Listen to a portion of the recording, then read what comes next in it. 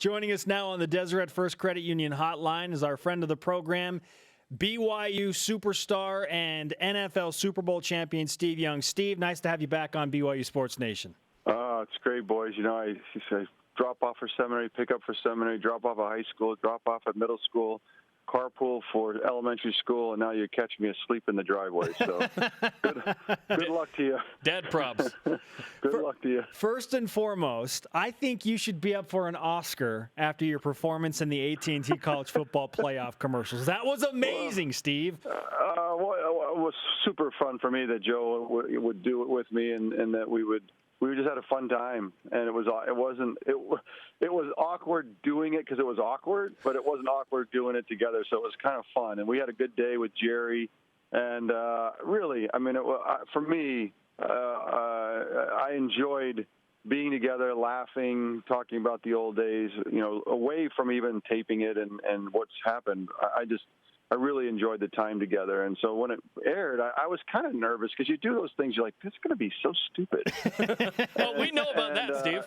you don't know. You know, you're like, I don't know. And then I was up in Utah for skiing, and someone texted me, "Hey, that was hilarious." I'm like, "Oh, good. It's starting to. That's good." I didn't know that it would go off so well. So that's great. I truly believe that those could have been real bats the boat broke, but I'm not sure. Can you shed some light on that? Oh, no, they were not. But we told Bo, you've gotten so old, you're digging the balsa wood. So, you know. Really funny stuff. We had a lot of fun with Bo. But that whole, I mean, think about it. That group of guys, because Emmett's a friend, and Bo, we just had a really fun day. And I think that's probably why that they're good spots, because everybody, there's nothing unnatural about us doing those kinds of things. So I really do enjoy. It's like a little, retro get together. Like from an alumni thing. So it was that the commercials are really secondary to getting together. Steve Young with us on BYU Sports Nation. You have talked a lot about BYU and Utah from a rivalry standpoint. The football game is now back on. The Vegas Bowl was interesting. They'll play a second game of the year next year. But now basketball decides to take a cooling off period because Utah, and this is a quote, is concerned for the safety of the players. What do you think about this basketball cancellation between BYU and Utah?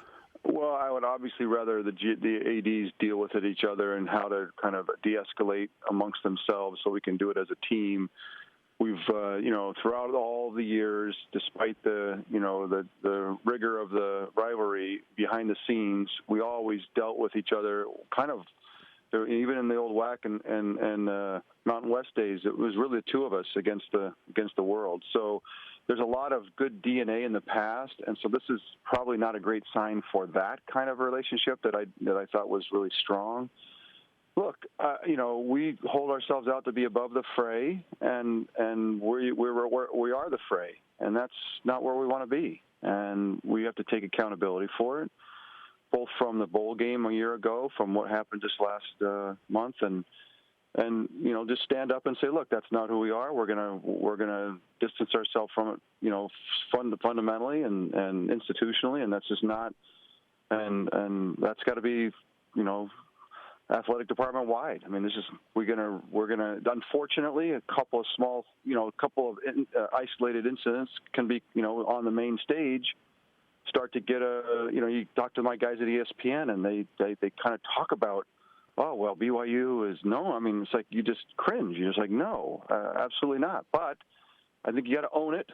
Don't complain. Take it and let's move on. Let's make sure that we button up in the future. I mean, that's all you really can do, because otherwise you build mitigation and resentment and all those other emotions that are wrong. They're not going to help you, and they're not going to help you out in the marketplace where we really are as an independent. In football, especially, obviously, but in other places, we are marketing. We will have to market ourselves as who we think we are. So let's go do that.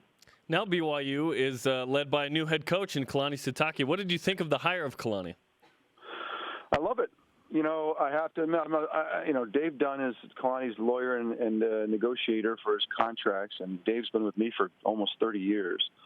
So I had the pleasure of kind of being behind the scenes, helping Dave understand the rigors of the job and the process.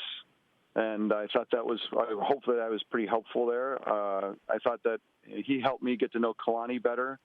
And I really appreciated that time. I'd known of Kalani, obviously, and I was a big fan. I don't know if I was the first one, but I was certainly one of the loud voices, hopefully, for Ty to join the two of them. I suspect I was the one that put them together on the phone to get them started on a conversation and a relationship that I know went very well from the beginning. So I'm on the hook here a little bit. But I really do feel like Kalani's embraced everything about what you'd want. He's a football.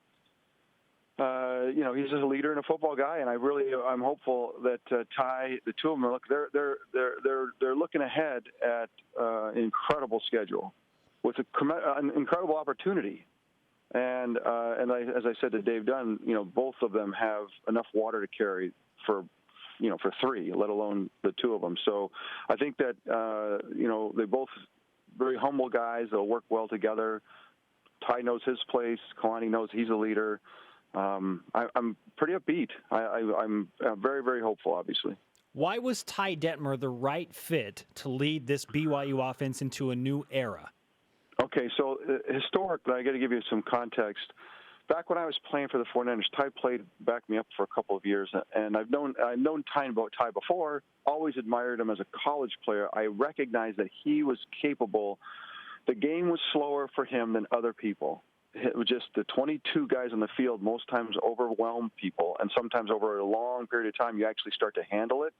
Ty naturally just was gifted with the ability to have that not be overwhelming, and he always sensed, he's always had a sense of if he had the body. I mean, who knows what he could have done as a pro, except for those chicken legs. But I think that other than there it is.